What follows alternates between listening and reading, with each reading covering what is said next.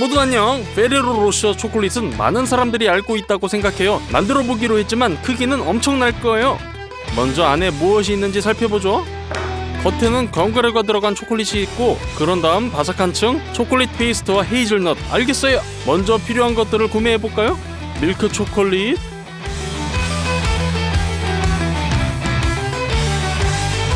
많은 설탕, 코코아 가루 2상자, 버터 2상자, 각각 5kg. 이마트에는 더 이상 살 게 없네요. 계산대로 가요.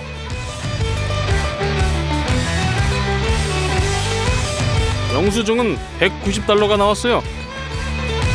또 주문으로 뻥튀기 한 봉지, 땅콩 10kg, 헤이즐넛 한 봉지를 샀어요. 주문 비용은 $136가 들었네요. 이 커다란 철솥을 틀로 사용하기로 했어요. 편의를 위해 패스너를 구부리고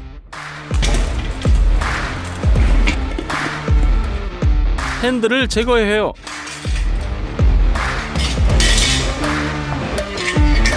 솥을 뒤집어 비닐랩으로 감싸주세요. 바삭한 층을 만들기 위해 뻥튀기를 쓸 거예요. 최대한 바삭하게 접착해서 카라멜을 만들어 볼게요. 옥수수 시럽 반 캔을 냄비에 넣어요. 설탕 6kg. 냄비를 렌즈 위에 올려요. 반드시 온도계를 사용하세요. 온도가 146도에 도달했네요. 뻥튀기를 붓고 카라멜과 섞어주세요. 그대로 틀 위에 붓고 솥 전체를 덮으려고 하지만 모든 게 잘못됐어요.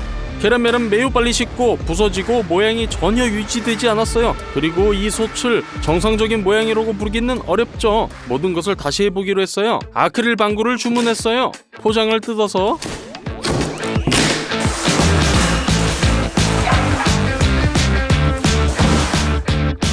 꺼내요.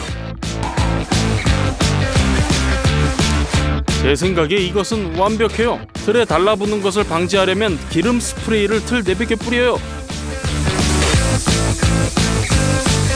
이번에는 마시멜로를 사용해서 뻥튀기 쌀을 붙일 거예요. 그릇에 마시멜로 2팩을 넣고 전자레인지에 돌려요.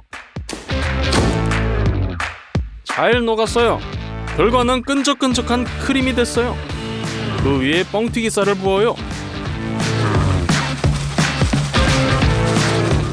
모든 것을 주걱으로 섞어주세요. 점성이 있는 덩어리가 됐네요. 모든 것이 잘 될 것이라고 생각해요. 마시멜로가 달라붙는 것을 방지하려면 장갑에 오일을 뿌려요. 마시멜로를 방구에 넣고 모양에 따라 펴발라요.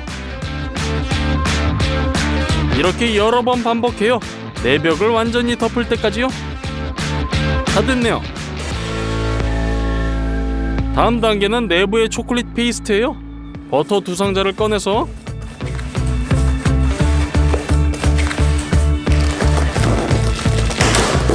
두 덩어리를 냄비에 넣어요.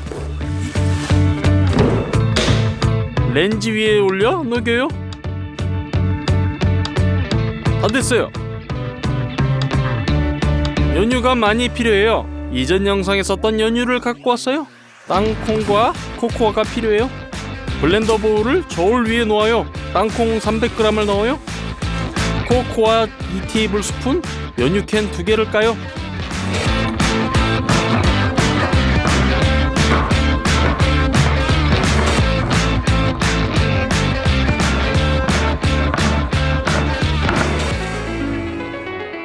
부어주세요.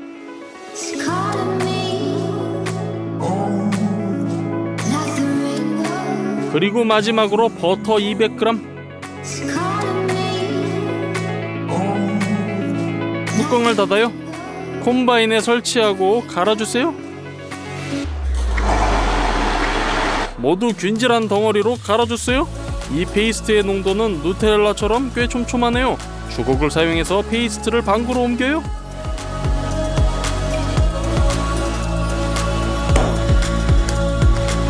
이렇게 계속해서 반복해주세요.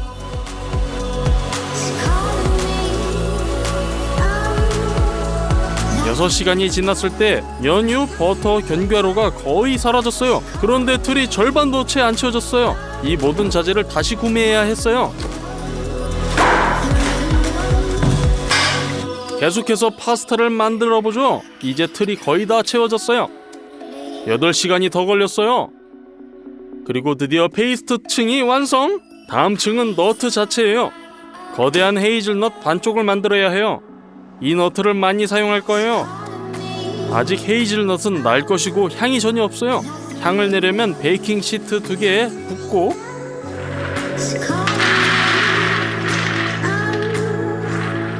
오븐에 밀어 넣으세요.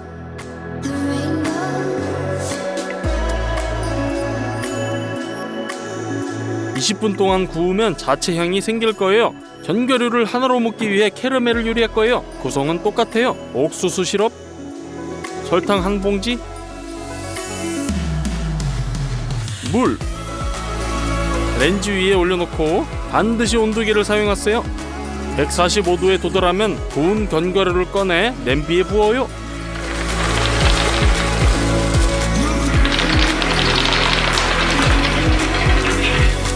카라멜과 잘 섞어주세요.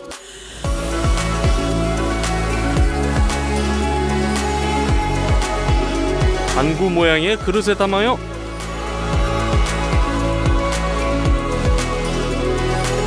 끝! 캐러멜이 굳으면 그릇을 벗겨요. 양피지를 찢어주세요. 거대한 너트의 완벽한 절반이네요. 정확히 2개. 초콜릿 페이스트 중앙에 너트를 넣어주세요.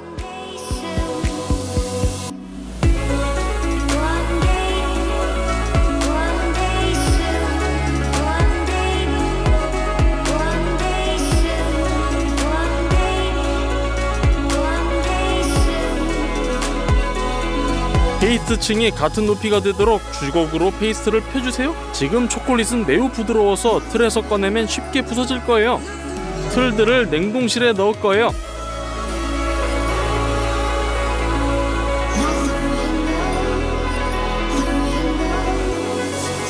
거기에서 식으며 굳을 거예요. 초콜릿은 이틀 후에야 완전히 식었어요. 꺼내기 전에 많은 준비를 해야 해요. 먼저 포장지. 이 금색 포장지를 샀어요. 오리지널처럼 손으로 구겨주세요. 그런 다음 다시 곧게 펴주세요. 양면 테이프로 이런 금색 포장지를 연결해주세요.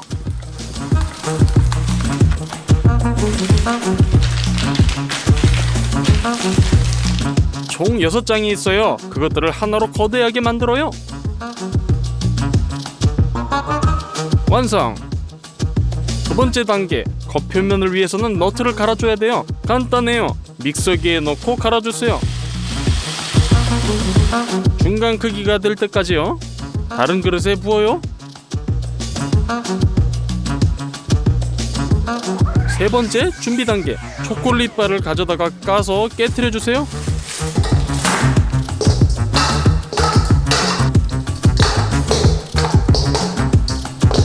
초콜릿으로 그릇 전체를 채워요.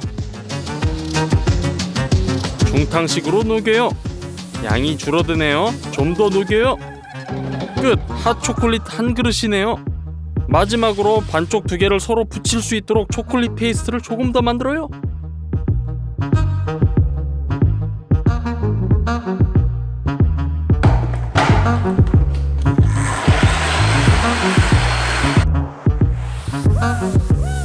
남은 것은 비닐랩으로 테이블을 잘 감싸는 것 뿐이네요. 마지막으로 냉동시킨 반구를 가져와요.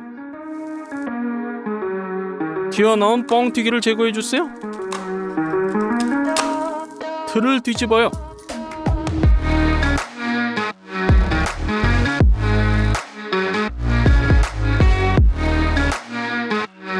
반은 됐고 이제 다른 반쪽이요.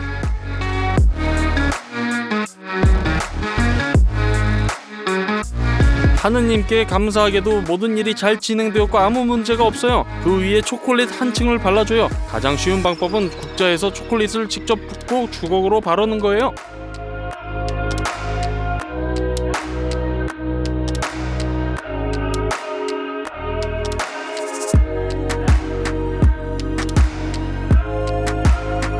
이제 으깬 견과류를 초콜릿 전체에 달라붙게 위에 뿌려주세요.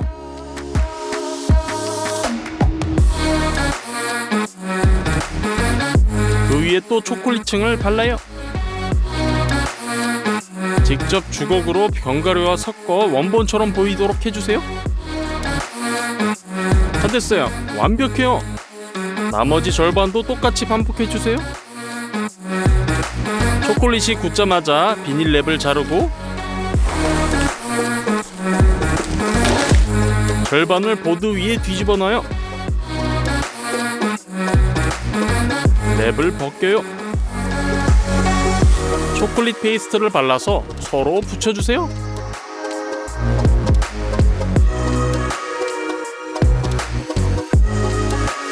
두 번째 방구를 위로 올렸어요.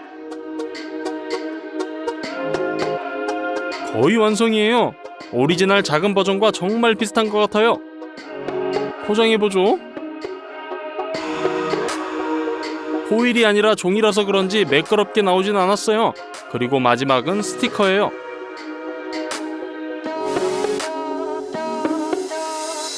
마침내 4일간의 노력 끝에 100kg에 달하는 거대한 페레로 로셔 초콜릿이 완성! 아주 잘 만든 것 같아요. 들어간 비용을 계산해봤어요.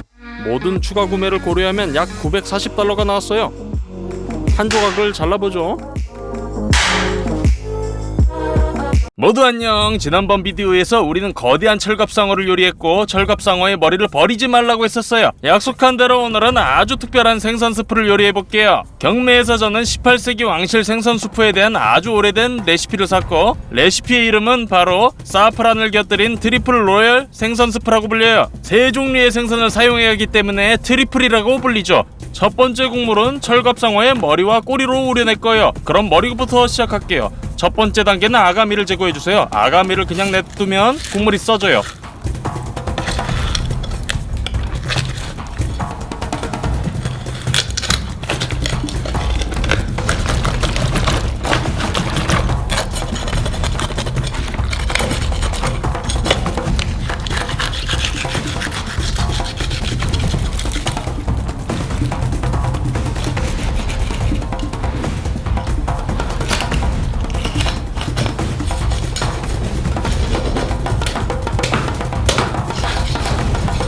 다 됐군요. 머리를 싱크대로 옮기고 점액을 완벽하게 씻어내 깨끗하게 해주세요.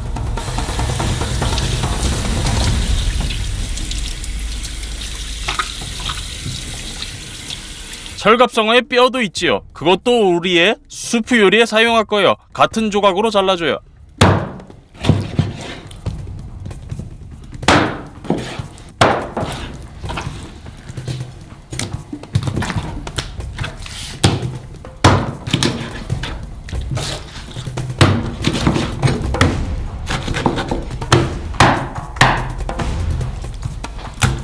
뼈에서 섬유 조직을 제거해주세요. 이제 가마솥에서 생선 스프를 요리해봅시다. 철갑상어 뼈 조각과 머리를 가마솥에 넣으세요. 물을 부어주세요.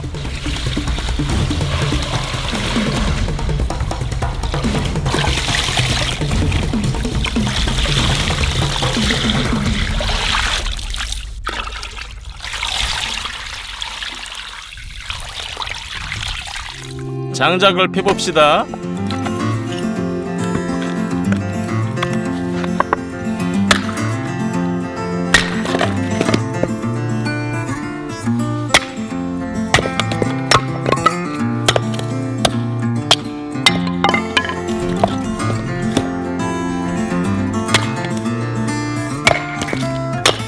이러한 땔감이 많이 필요해요. 마른 알코올을 스토브에 넣고 불을 붙여요.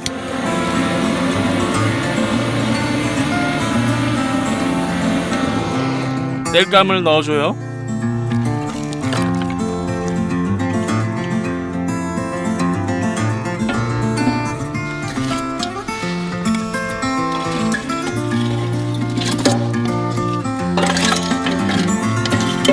생선 스프는 강하게 끓이면 안 돼요. 매우 천천히 익혀야 해요. 그러면 국물의 맛이 더 깊어져요.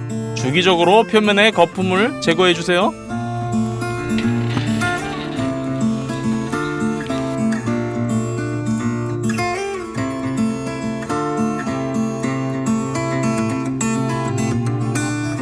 3개의 양파를 껍질채로 넣어서 끓여줘요. 레시피에서는 이것이 국물이 황금색을 띠게 해줄 거라네요. 그동안 두 번째 육수를 준비해보자고요. 작은 물고기, 러프 또는 농어가 필요해요. 우리는 이 농어를 샀어요. 손질해봐요.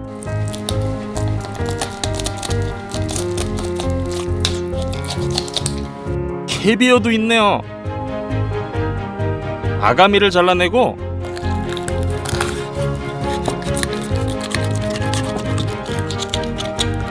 구석구석 헹구고 깨끗하게 준비된 농어를 거즈 위에 모아요. 남은 농어들도 똑같이 해줘요. 위에 딜과 파슬리 같은 많은 채소를 얹어요. 그리고 우리 수프의 세 번째 물고기는 젠더예요. 이것은 우리 저수지에서 잡을 수 있는 가장 맛있는 물고기예요. 가장 큰 장점은 뼈가 없다는 거죠. 배를 열고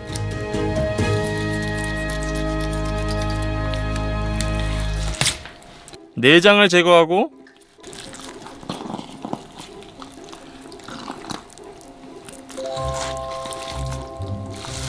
아가미를 잘라내요.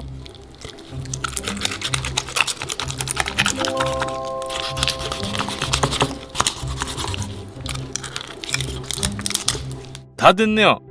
젠더의 머리를 잘라내요.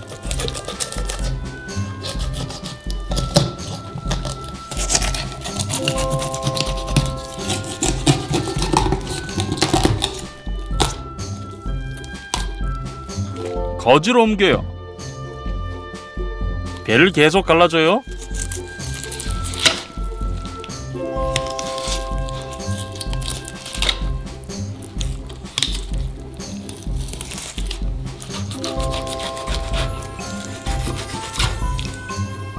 물고기의 절반을 잘라 뼈를 분리해주세요.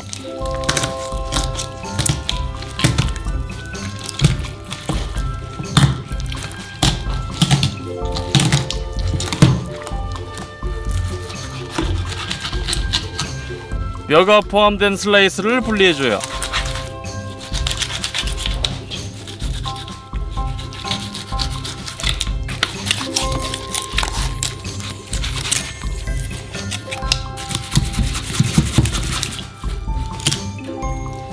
여러 번 접고 머리와 함께 놔줘요. 필레의 모든 지느러미를 제거해주세요.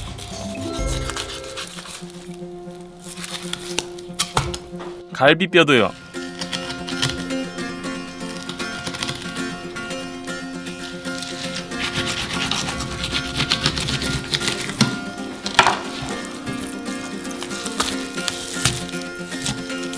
껍질을 제거해주세요.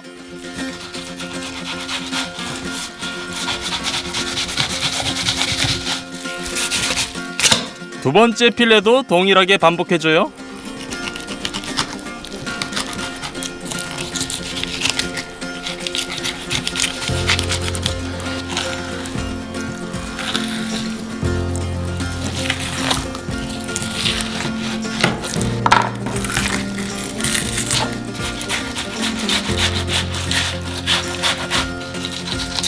뼈가 없는 두 개의 필레가 됐군요. 이것은 생선 수프의 고기가 될 거예요. 필레를 먹기 편한 조각으로 잘라요.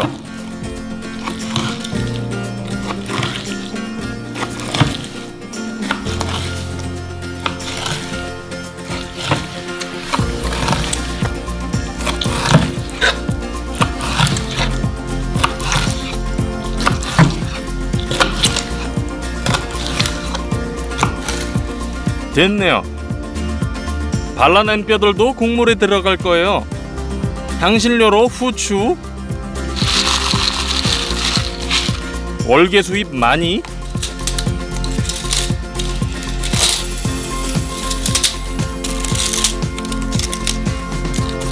소금을 넣어줘요.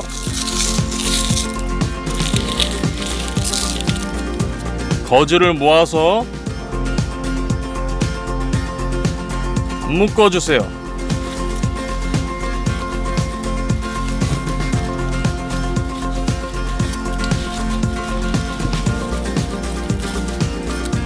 스프를 2시간 동안 끓였네요. 철갑상어의 머리와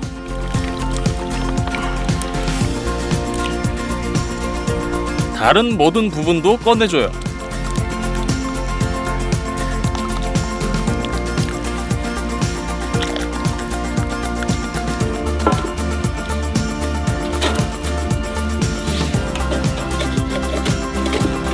거즈 주머니를 국물에 넣어줘요. 국물의 맛을 내기 위해 몇 시간 동안 우려줘야 해요. 그동안 당근과 감자를 준비해요. 두 야채의 껍질을 모두 벗겨주세요.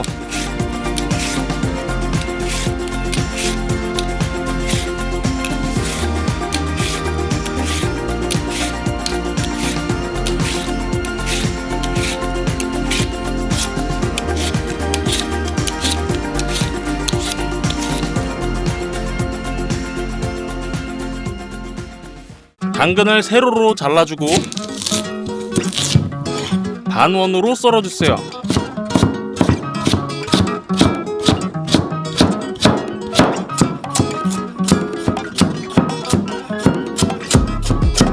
감자는 쪽으로 잘라주세요.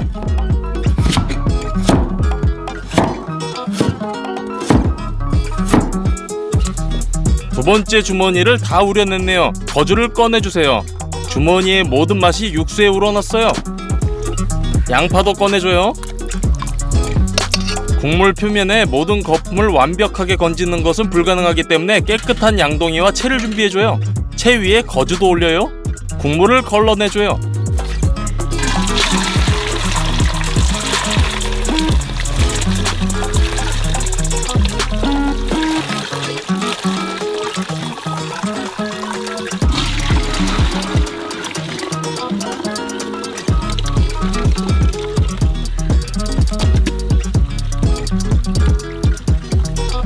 다 됐네요.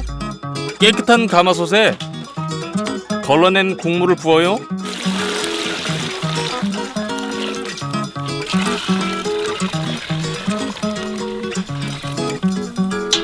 감자를 넣어주세요.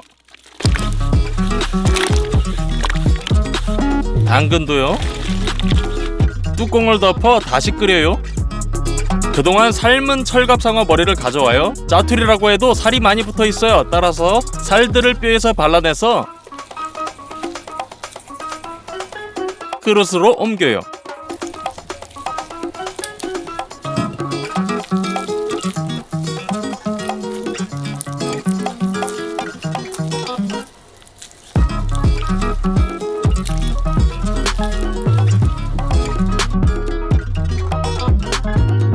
그릇의 절반 이상이 채워졌네요. 수프의 이름에 주목해주세요. 사프란을 곁들인 트리플 로열 생선 수프. 절구를 가져와서 소금과 세계에서 가장 비싼 향신료인 사프란을 부어요. 절구에 넣고 소금과 함께 갈아서 향을 최대한 발휘하고 색을 내줘요. 수프에 붓고 저어주세요.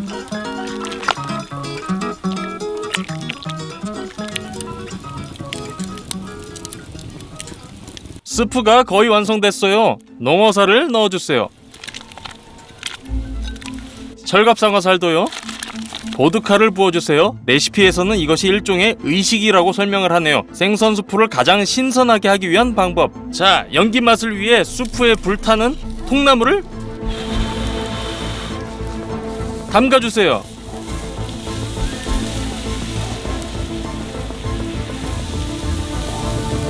수프가 완성됐어요. 접시에 따라줘요.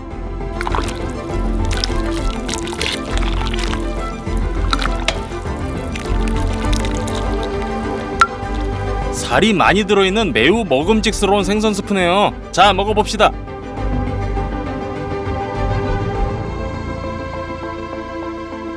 제가 먹어본 생선 스프 중에 맛이 가장 풍부해요. 흙맛이 하나도 없어요. 그리고 가장 좋고 편한 것은 뼈가 하나도 없다는 거예요. 이 스프는 진정 왕족의 스프네요. 좋아요를 눌러주시고 채널을 구독해주세요. 모두 안녕.